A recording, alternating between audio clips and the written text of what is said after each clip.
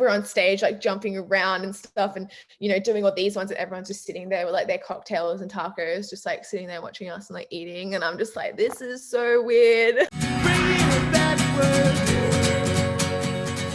I'm Adam, and this podcast is about you and your journey in music, and we'll talk about the new record that's out and the video for Lights On as well. Cool. Sounds good. Amazing. I did read the band's from Sydney. Is that where you were born and raised as well? Yep. Always been from Sydney. Yeah. What was it like growing up in Sydney? Really good. It's like, it's beautiful. Like it's really safe. It's really, really nice. So it's not a very big city, but yeah, I'm very, very grateful to, have just been fortunate enough to be born somewhere like there. Mm-hmm. Did you grow up with music in your household or anything? No, not really. I can't really remember like how, like, I think I've just always loved music, like just growing up. So I just remember my parents obviously, like, my dad loved bands like Kiss and AC/DC and stuff like that, but they were never musicians or anything like that. And I think that it's just something that I liked and that I wanted to do. And then my brother also started playing music as well. So I think we were like the two to bring music into the family. Okay. And is your brother older or younger than you are? He's younger than me. He's 22 this year. My brother, his name's Jacob. He was actually on Australian X Factor when he was 14. So yeah, oh, like wow. he's a good singer. Yeah. Did you guys ever collaborate together? We've done like little covers together, and we used to like sing at school together, but that's pretty much it. Never much else. Never put him on a record? No, I would love to though. That'd be cool to have your brother on one of the songs. It would be really cool. So wow. Okay. So he was on that show, and how much older are you? How many years older are you than him? I'm 2 years older. Call it your age. Okay. Yeah, I'm 2 years older than him. So it was a couple of years ago now. It's like, but you must have been still in what, like in high school when that happened, right? Yeah, I was like, so I was like 16, he was 14. And I remember we had just moved schools as well when it happened. So it was very hectic. And yeah, and he was just known as that kid that was on X Factor. And I was his sister. I was a sister of the guy that was on X Factor. And then I had just started Yours Truly at the time. It was just kind of around the same time that I had met Teddy. And they had just come off the show. They had signed to a label, and they went on their first Australian tour, and they took us as the support. So that was our first ever tour. It was with my brother. Really? That's so cool. Wow. Yeah, it was really cool. My parents were on the tour. All of our parents came. Like it was like a whole like family touring experience. Oh my gosh. Yeah. I want to get into that. But I want to rewind here real quick. Did you play piano, or did you pick up any good lessons like that, or guitar at an early age, or? I started playing guitar when I was maybe like 12, I think. Okay. Yeah, but it's something that once I met Lockie, I just stopped playing guitar because he's just so good that I just feel like I never have to play ever again. Oh, okay. Yeah, like one of our guitarists, like I just like, because I've got two guitarists in my band, I just don't ever play guitar anymore because I'm not as good as them. So I'm just like, can you guys play blah blah blah? And they're like, yeah, and I'm like, cool. So but at least you have understanding of it, right? I mean, to be able to speak the language to them. Yeah, I usually just sing it to them. Like I'm not like classically, like I don't have much. I'm very much that sounds good and that's how I think it should be played. I'm not like you should play blah blah blah and this fifth, and I have no idea about that stuff. Like I don't know a lot of technical things about music, which I probably should learn, but yeah. But it might be a blessing not to, because then you might get like too caught up in it. Like, well, technically it's not supposed to, sound good this way, but you're like, but I know I like what it sounds like, so let's run with it. Like I could see that kind of becoming a hindrance, or like, affecting it in that way too. Yeah, I think there are definitely people that like I've worked with, they're like, oh, well, technically that note's not supposed to be with that note. I'm like, yeah, but it sounds sick. So like, right. Yeah, exactly. That's what I mean. Like, okay, right. But I like the sound of it, so we're gonna go with it. Okay. Exactly. All right. Well, that's cool. So 12, you started playing guitar. Did you start writing songs pretty early on as well? I mean, it sounds like you were in this band at 16. Yeah, I've been writing songs like I think I started writing songs around when I started playing guitar. Like that was kind of like when it started. Okay. Um, yeah, and just kind of like, you know, you learn a couple of chords and you're like, oh, I can sing things to it now. And I would just kind of play chord progressions and just sing things over them to see kind of what came out of it. I guess before that I used to just like, you know, as a kid I would just like sing, like I would have these like songs in my head and I would just sing them all the time, and my mum would be like, what is that? I'm like, a song. She's like, what song? I don't know, I just made it up. And she'd be Huh? like, okay, maybe do you want to go singing lessons or something like that? Like it was like that. So that's kind of how I got into it, because I just would always like, I've always like constantly hearing things in my head kind of thing. Like I was just, Mhm. there was always a song going on, but I can always like imagine music. But I guess my main thing was that like when I started working in the band, it was something that I was able to like bring, you know, Yeah. into life, Out. and being able to, you know, work with people that were a lot better skilled than I was in actually playing instruments. So it's cool to kind of like hear something in your head and then finally hear it come out. Yeah, just because I, you know, as much as I like playing guitar and stuff like that, I think it was cool to like I said before, to work with someone that is so good that Mhm. they just know exactly what you're talking about, and then it just all comes to life. Yeah, sure. Wow. Well, was there any artists or artists that you were kind of influenced by that wanted made you want to play guitar? And then when you did get a guitar, anyone you were trying to learn their songs up first before you started to tinker around and write your own? Well, I learnt a lot of like Paramore, Okay. Six. I also like, I love Hailstorm. So that's their song Familiar Taste of Poison was like the song that I was like, I want to learn to play that and sing it. Like, and I would do like little like before I was in the band, I would do like these like solo like shows and competitions and stuff like that, when like I did lessons and they would put you in and be like judge you against other kids and rate you out of 100, which I think is absolutely brutal. But apparently it's what Sure. you do when you go to like schools like dancing at Stedfords. And then I would always go and I'd play guitar and I would sing Feel the Taste of Poison by Hailstorm. So that for me is like it was That like was a your go-to? yeah. So yeah, like yeah, songs like that, like bands like that have like, you know, inspired me to kind of get into it. Was that how like what was that like being in, those type of competitions where it's like, okay, you're gonna go up and you're gonna do a song and we're all gonna judge you? Yeah, I think that I don't think it's stupid, but I think it kind of everyone that does these competitions, they're all children, right? And I think Mhm. it's serving the wrong example of music. Like music isn't about what you're rated out of 100. Music is about art and creativity, and it's like there's no right and there's no wrong in music. Sure. And I think that's something that, you know, I would do these competitions and I'd be like, you know, 13 years old and I would get a certain number out of 100 and I'd go home and I'd be like, oh, why didn't I get a higher number? Or like, and they write down like these criticisms of like even things of like you could have worn a better outfit, or you know, this and that. And I was just, and I'm thinking like, I get that there's like this whole world of competitive dancing and singing and stuff like that, but I just think that kind of teaching, you know, teaching like learning musicians that all their worth is out of a number of 100 and where they place in a competition, Mhm. that's not, you know, the real music industry, I think anyways. Like Not at all.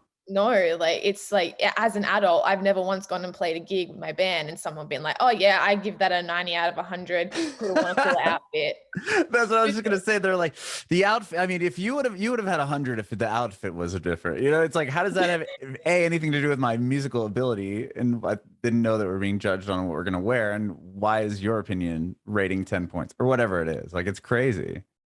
Yeah, and I think it's just one thing that like I wish I could go back to myself and be like that person that sat there and like marked you and then gave you like a 70 out of 100 and said that, oh, your you know, this part could have been better, or your pitch was bad, or your control wasn't good. Like you're literally a child. You've only been singing for like a couple of years, and like, you know, these things are just for like these things, they say they're for confidence, but they ruin people's confidence at the same time. And Because they if you're make told that early on, you're gonna be like, oh, well, I guess I suck at this, so I'm not gonna continue. totally. And you know, and then there's the whole thing of like, yeah, well, like if you don't have the confidence and you shouldn't be doing this, and it's just kind of like, well, you're not really giving people a really good chance. Here Right. are you. So And yeah, it's completely brutal, but I guess it's just, I obviously one day I turned around and I was like, I don't want to do this anymore. Like I got to a point where I was like, I'm not going to do lessons anymore. Like, So I went this is actually. all done through lessons. Like, I guess I'm confused where the comes in. Like, is it like if you're in guitar lessons, then you go to what, like a recital that ends up being judged by people? Yeah, it's kind of like that. It's like, I guess I came from like it's just a small, it wasn't small, like it was a music school. Okay. And obviously you do, but it was run by like a dancing school. And I guess, as you see like those dancing TV shows where they go to competitions and they try to Oh, dance okay. with other I schools. I understand. So there's competitions like that, but then they have these little sections where it's like, oh, we have some singing now, like kind of Got thing. And it. then I think that obviously, like, when you go to like these schools, they're like, you have an opportunity to go and perform in front of people. And when you're not playing gigs and you're just like, you're young and you're starting out, that's really your only opportunity to get up in front of people and to sing for them. But then the bad part is that you get judged for it. Like, Mhm. I think it'd be cool to be like, here's an opportunity to play for people. Like, I think that's more of a positive, Right, right. thing to do. But I guess it was one of those things that it's a gig is a gig kind of thing. And if it gives you some experience to get up there and perform for people, unfortunately, just with everything, sometimes there are some not nice things about stuff. But I haven't done one of those things in absolutely years. So I hear certain songs. The other day I was in a restaurant and I heard Mercy by Duffy, and I had like I was like, my friend was like, what? And I was like, I sung this song at a competition a couple of times one year. Like, it's just like, Just some I can't trigger. think of yeah, this You're like, song, yeah, I can't. oh, like bring Yeah. me back. Yeah. Some trauma. Oh my gosh. Well, your brother must have been really good at those type of competitions if he ended up going on to X Factor. Yeah, I remember he went on one. He did one of them. His first one, he got like 100 out of 100, and he was like, he was like, He's this like, was I like, oh, like these. What's your deal with these? my first one came first, 100 out of 100. But that's another thing. It was like he was 14 when he was on the X Factor, and then being in front of all those people, and being so young, coming off the show, and then having so much thrown at him and so many people on the internet saying things to him and everyone having an opinion. Mhm. Obviously Australia's not a big place, so lots of people watch the show. And people are so brutal to young kids just trying to get into music, and I don't get it. That's awful. Did he end up winning it? Is that what kind of brought him to the tour, or no? No, they came eighth. So, but Oh, they were like, every teenage girl in Australia was like following them on Instagram and coming to their oh, shows. that's Like, they're playing amazing. huge venues, and yeah, it That's was very like he cool. was like in a boy band. So yeah. That's awesome. So, and then you got to open up for them on that tour, on a tour right after the show. Yep, and then we did that. It was Wow. us, and then there was another band called Forever Ends Here, which was quite like, they were like, quite a big pop punk band in Australia, like around that time. And then we ended up touring with them after that, and then we met a whole bunch of bands on that tour. And then actually on that tour is where I met Stevie Knight, who I actually went and worked with him and sung on a Forever Ends Here song. And then Stevie ended up becoming like just our producer, and he did Afterglow, Self Care, and this EP now. Wow. Okay. That's cool. Yeah. So how did you get in this band? Like you were still in high school when you joined the band? Yeah, I started sorry. I was in a band like in high school when I was around like 14 or 15, I think I was in this band. And then I went on a couple of tours with them. At And 15? then yeah, at 15, I've been touring since I was like, yeah, 14, 15. Wow. And That's yeah. so cool. And Australia isn't the easiest place to tour. You have to fly around everywhere, right? Yeah, well, we drove a lot of places because you just kind of have to do it. It's just really expensive to like fly all the time. But Sure. yeah, my mom would get in the van with me and we would drive all That's over the awesome. country with, yeah, and the rest of the band, they were like they were like in their, I think 24, 25 they would have been. So yeah, like they were a lot older than me. But they were like, we need a singer, we don't have a singer anymore. And then at the same time we had like, I was working with someone that was also working with them. So he was like, let me combine these projects together. So I did that for like about a year, and then I was like, I just want to be in a band with people my own age Sure. and have Okay. my Well, own real stuff. quick. So you were already working with someone prior to joining that first band then? Yeah, so I had met Okay. someone at a competition that was like, "Yeah, Oh, okay. I'll manage you," kind of thing. So that was kind of, how that kind of started. But And then yeah, you and then I joined was this band that was already a little bit established that had yeah. okay. Yeah, they were a little bit established, like nothing big by any means. It was just, like a local Sydney band. But to Mhm. me, it was like, wow, like this is like a whole bunch of guys in their 20s that like want to play music, want to be in a band. And like, Right. like I was like, cool. And like I had dyed my hair purple and I was like, yeah, let's go. Like Sure.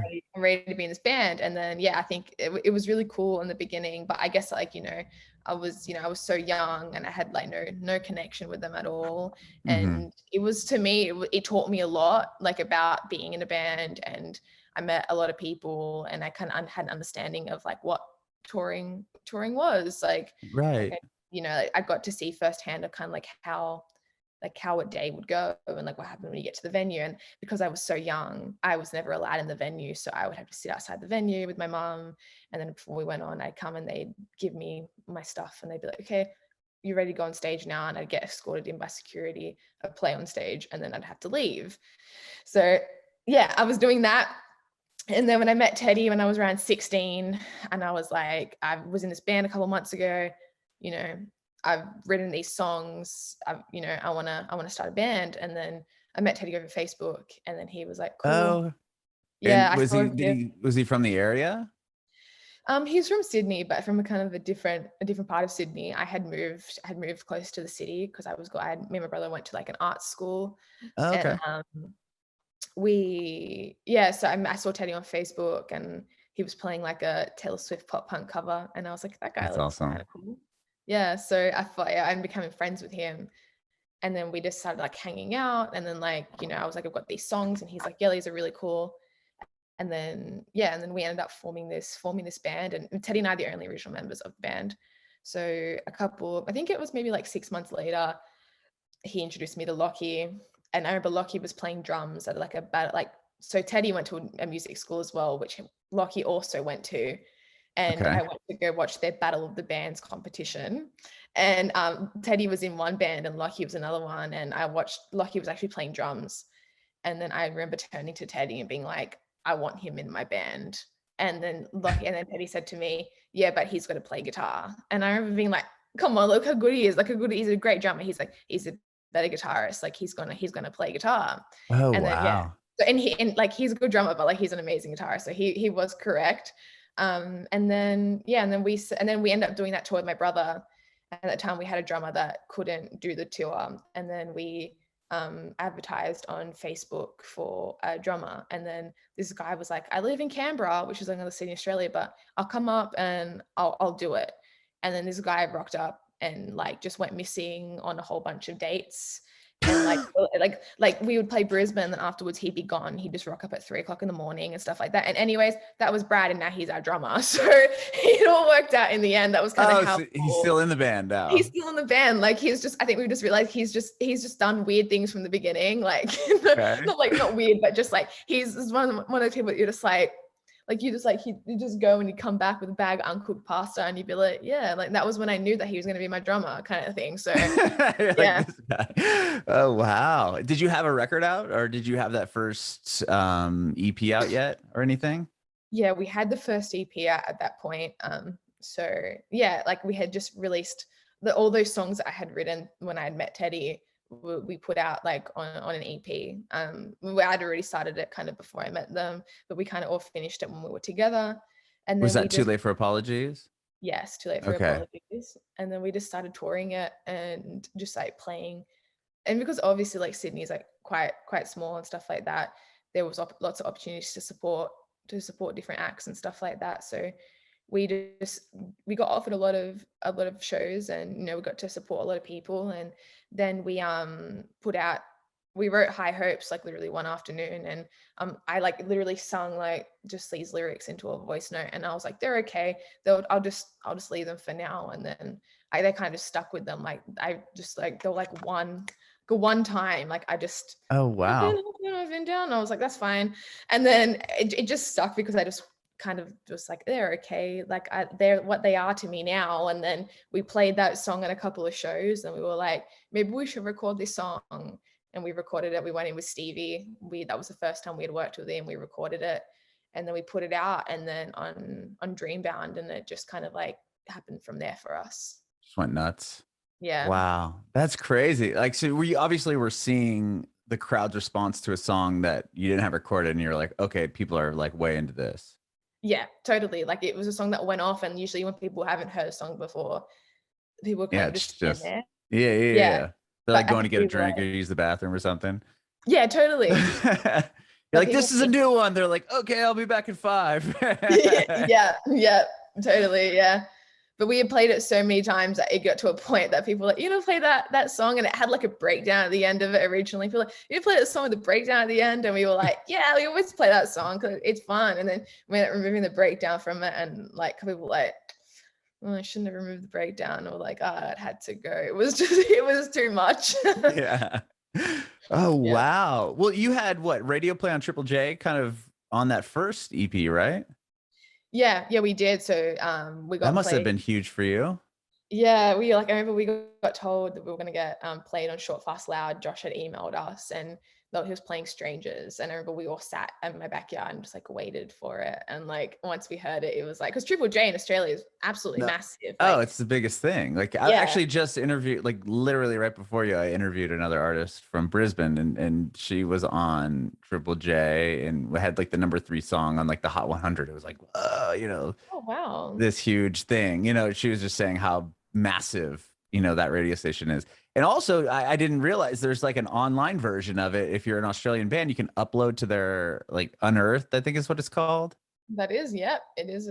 It's great. Like anyone can put music on, and it's very common that an actual producer from the show will actually listen and rate your song, which is really cool. That it gives, and it also gives them a place to find new music to play. Like Australia, Triple J is very much we play Australian music, which I Mhm. think, because I think that, other radio stations in Australia is very, we play American, British music. Like Oh, sure. Australia as a culture is like, American and American TV and, Mhm. very American. So I think to have someone like Triple J who was like, no, we go out of our way to play Australian music. And not only do we do that, but we also try to break Australian artists and to be the ones that find them. Mhm. And it has changed, it has created careers for a lot of Australian artists. Yeah, I interviewed another band from Australia that had a couple songs that did really, really well on Triple J that they didn't have like that. They weren't really that notable here in the States yet, but they were massive there. And I wish I could tell you the name off the top of my head. I have no idea who it is, but it is so cool that that is something. But the artist I just interviewed was Mallrat, and Oh, she was beaten by like Flume and Billie Eilish. I'm like, well, that's too bad that they didn't just do all Australian artists for the top 100. But at least she yeah, made 3 out of that's still really cool. it's awesome. Yeah, no, that they've been doing really, really well. Hmm. Yeah, that's so. You guys submit your song originally through that like Unearth thing, and then it landed on Triple J? Like, how did that happen? Yes, we would have put, I'm pretty sure we put Strangers up. We do like just to put our singles up on there, like regardless, because I think it's a good place to keep your music so that people like Hmm. want to look at who you are, or you get played on Triple J, someone can be like, oh, who is this? And then you've got all your music there, like ready for them. Oh, so somebody like myself, if I was there, I was listening to the radio station and your song came on, I'm like, oh, like, yeah, oh, this band's cool. And then I could go to their website and then I could find you in that list and be like, oh, Yeah, I can listen to all the songs that yours truly has uploaded to this system. yeah, you can. Yeah, it's really good. Wow. I need to check that out. I wonder if I have access to it here. I'm pretty sure you do. Like, yeah, it's pretty, like I'm in the UK at the moment and I can still access it all from here. So That's awesome. I'm going to check that out after I finish talking with you. I think that's so rad. yeah. And also shows you as well, like all the songs and if they've been played on Unearthed Radio, because that's kind of like where a lot of them tend to get played. So Uh-huh. there'll be like a little green drum to say this song has been played on Unearthed Radio, and there'll be a red drum to say it has been played on Triple J Radio. Oh, that's huge. That's Good to so go back and cool. see, like, if you want to go back and be like, I wonder if anyone's played it, and then you see the little drum and you're like, oh, I got played on the radio. Like it's really cool. That is so cool. So cool. So with you put out High Hopes and you said that everything changed from there. Tell me about that. Yeah, well, we went from kind of being doing everything ourselves to kind of having a manager and having a label, and then going and, well, we actually did the EP before. We'd always intended, we did the single first, we put it out, and then we were always going to do an EP. Okay. So we had written a whole bunch of songs, and then whilst we were getting this whole EP sort of recording and stuff, we ended up talking to a whole bunch of people, and then we started working with our manager now. He's based here in the UK, so it was kind of like, oh, like, people internationally want to work with us. And then Yeah. the whole label thing started happening. I mean, in 10 days our video on YouTube had 100,000 plays. So That's in 10 crazy. days, yeah, it was a lot. And then it kind of just then all of a sudden had 1 million plays. And so then we had a whole bunch of labels wanting to buy it, kind of thing, Right. because it was streaming really well. And then we all of a sudden started getting like touring like offers, and then we signed to a label, we signed to UNFD. Uh-huh. And Which is then a massive label. I mean, yeah, and so many cool bands are signed to UNFD. yeah, they're honestly, they're great. Like, and they took the EP straight away, and they're like, okay, cool, you're gonna play Unify, and we're gonna put stuff everywhere at Unify, and say you've got this EP coming out and that you've signed to the label. And so then it kind of like went to that, and then we literally, like, 6 months later, we were in the UK playing Download. Oh, wow. So yeah, like it went, like, when I say like it went that fast, like it honestly did. We went to playing Download in the UK, and we had 2 tours. One was State Champs and one was Sum 41. Oh my gosh. We came home, and the week later we did like a mostly sold out Australian headline tour for the EP. And then we went 2 weeks after that to a 6-week tour with Census Fail and Hot Mulligan in the States. Oh, wow. And we came home, we tracked Self Care, the album. We were just about to go back to the States to do Sad Summer, and then COVID hit. And that was kind of like, Oh that's my kind of the story gosh. of yours truly. Okay. Oh my gosh. So you had self-care written and record, like ready to go, or you had released it and then COVID hit? We finished tracking Self Care the day before we went into lockdown. Really? Yeah, just the Wow. day before. Yeah. Oh my gosh. So then that happens, obviously. And then you're what, just trying to postpone the tour. You probably were hoping like, oh, maybe it'll still happen because this is supposed to last 2 weeks and then, it's Yeah. 2 years. But it was just so crazy to think that was two Yeah. years ago. Like it blows my It mind. is.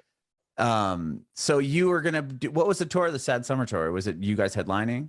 No, so we were actually like, I think we were like second on or something like that. And it was like, I think the main bands was like All Time Low and Distress of Oh, Far and oh my Movement. gosh. I think the main, yeah, it was the main, like it was, a whole bunch of like really, really big bands. And so we're going to come back to the States. And then, yeah. And so then that just, it ended up happening like the year later, but Australia was Right. very late to be vaccinated. So we didn't get to go, which is fine, because we ended up doing a whole bunch of stuff at home, because Australia was kind of in and out of lockdown for a while. So we released Self Care, and then we went through that whole thing of trying to do music videos and an album rollout during the pandemic, and then trying to do things like, as soon as I'd be like, okay, we're lifting some restrictions, you're allowed to have 5 people in a room, we'd be like, okay, cool, 4 of us and a videographer, let's go, let's film a music video kind of thing. So it was kind of just like really like stop and go, like just let's try to make this album roll out as normal as possible. And we did like an animated video for one song, because it was like impossible for us to do a music video. It's one of those things of like, when you release an album, like you've watched all your heroes release debut albums, and you've watched like their documentaries and stuff, and how it's kind of gone for them. And I think that was kind of how I thought it was going to go for us. And it was nothing like that. It was, Right. the, I mean, you had yeah, to adapt to the, the world being in such a weird state, obviously. yeah, yeah. So were you able then I mean, you said you were able to do some shows when it was opening up and closing down and everything, but never really like an official proper album launch and everything. No, we did like an acoustic album launch show. We did two in Sydney, and then we did a self-care tour. We played a show in Brisbane, two in Sydney, and two in Melbourne because we could only have so many people in Oh a room. yeah, in a room And at one time. like Brisbane was absolutely amazing. So was Melbourne was really cool, but Sydney, I think the day before we had a couple of COVID cases, and if there was COVID cases, Australia was like, no, like we're going for zero at this point. And then I remember the day before they were like, you either cancel the show or everyone has to sit down. And we were like, I guess everyone's just gonna have to sit down because we're not gonna cancel now. So yeah, it was You just mean shit like just that. sit down like you had to be like what? Like in your own little pod? Or Like you were literally just sitting on your ass? no, like they put just chairs like for the audience and like Oh, they okay. just rows of seats in like a pub, rows of seats. That's so crazy. But at least it Yeah. was acoustic, right? No, we ended up doing that. That was a full band one. That one was a full band one. So we're on stage like jumping around and stuff, and doing all these ones, and everyone's just sitting there with like their cocktails and tacos, just like sitting there watching us and like eating. And I'm just like, this is so weird. Oh my gosh. Yeah, that must have been like the weirdest show you had ever played. It was weird, definitely. Was it hard to get like a vibe or like an energy from the crowd? Or like you just went with, I'm pretending like they're all, you know, running up and down and running around. I don't know. How do you even like feed off that? It's a bit of both. It's a bit like I'm gonna perform and give people a show because that's what they paid for and that's what they want. Right, And right. also like I get to play these songs for the first time.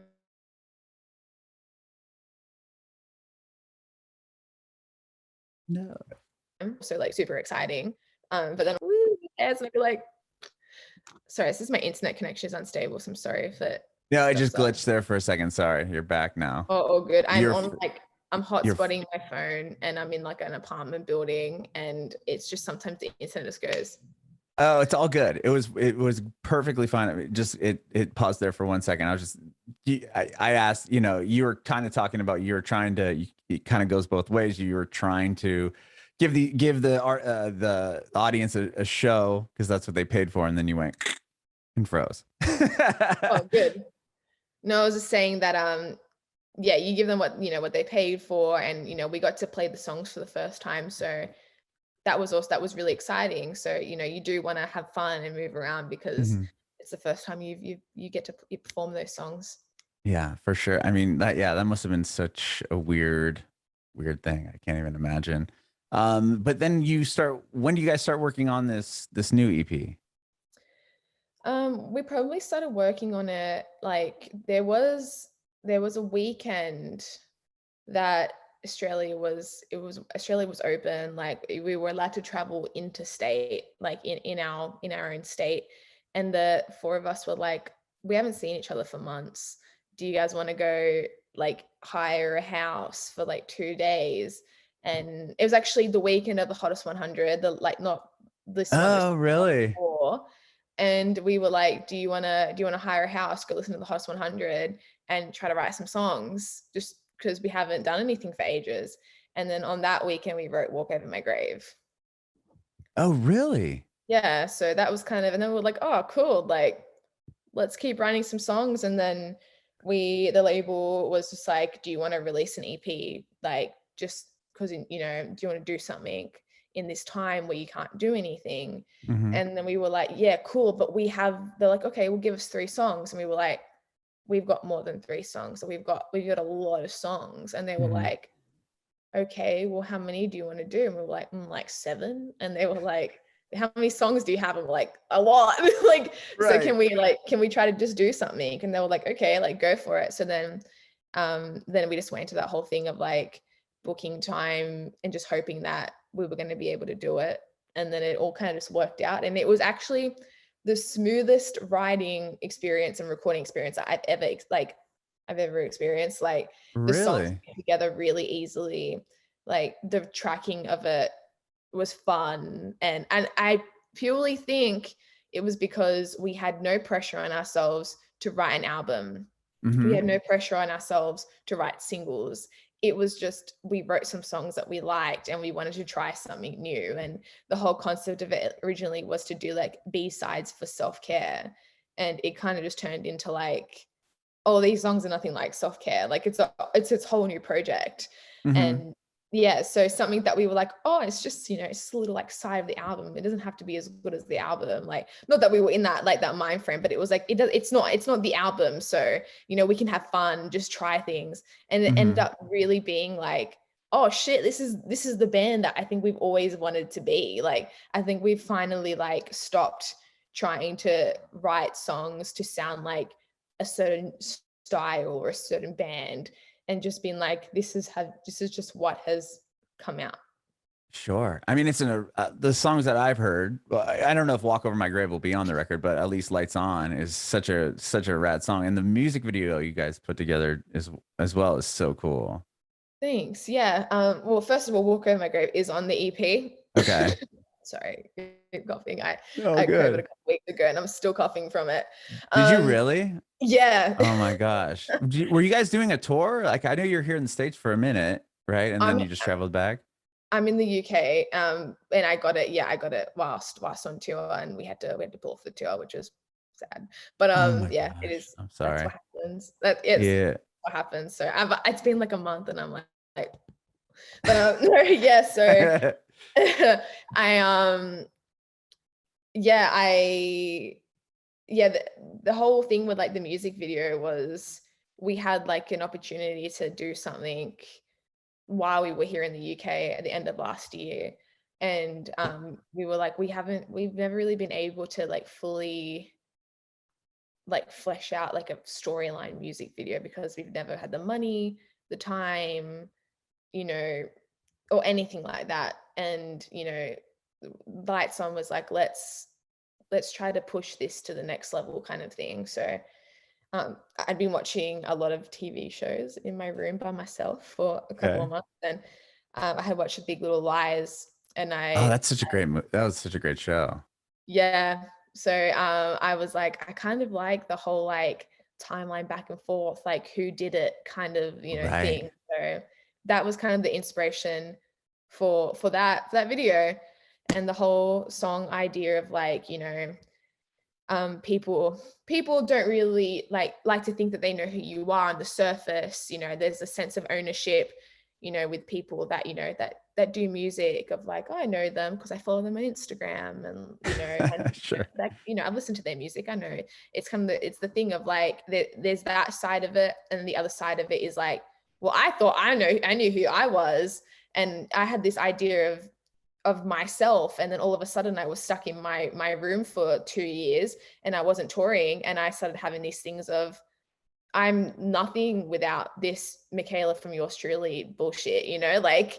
And Hmm. that's kind of, yeah. And so the whole idea of like the video is kind of like this like self-reflection, like all of our videos have like lots of like mirror imagery and stuff in it, and the whole like, you can look one way, and then there's like this like nice makeup and blah blah blah, and then it's like blood and like, Sure. yeah, and like this big like, who are they, what did they do, like you don't actually know, because what you see on the surface level is never really the true story. Hmm. I love that. With this new record, you said you had a lot of time, and it became easy to do, or the easiest when it was like recording and tracking and everything else.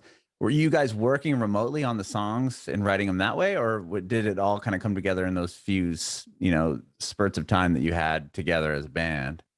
It was a bit of both, really. Like, it was like taking the opportunity when we can, and then if Okay. we couldn't, we would just send things to each other or FaceTime. Wow. Was that something you would want to explore again, or do you prefer writing like in person? I prefer writing in person, but it's definitely taught me that like there is no ceiling. Like, if I Hmm. want to write with someone that lives in the States, I don't have to go to the States to write with them. Like, I think the whole pandemic has taught everyone that collaboration is possible no matter where in the world you are.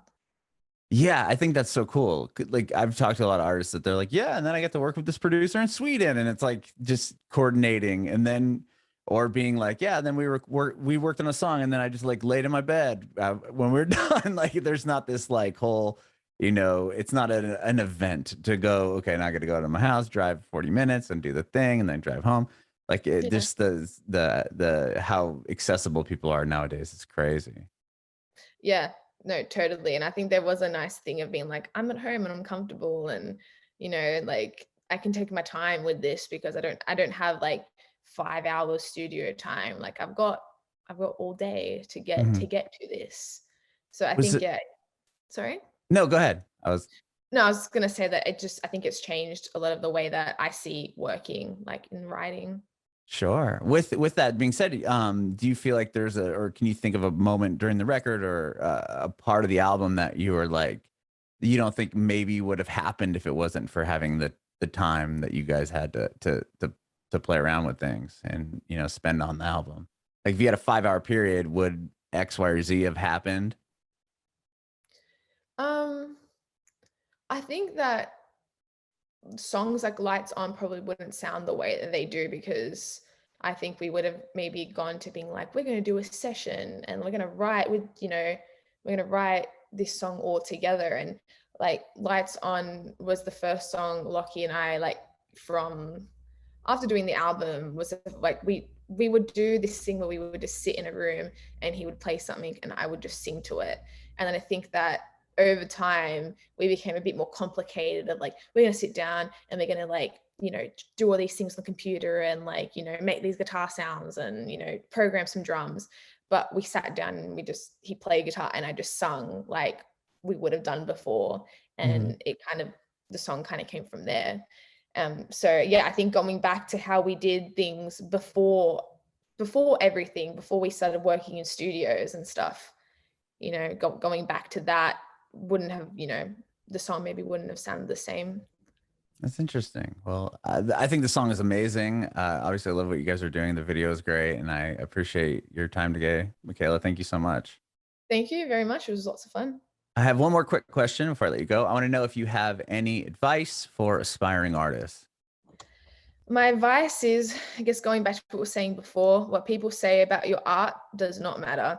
It's as long as you like it and it's something creative that you've made. I think that is the most important part of making music.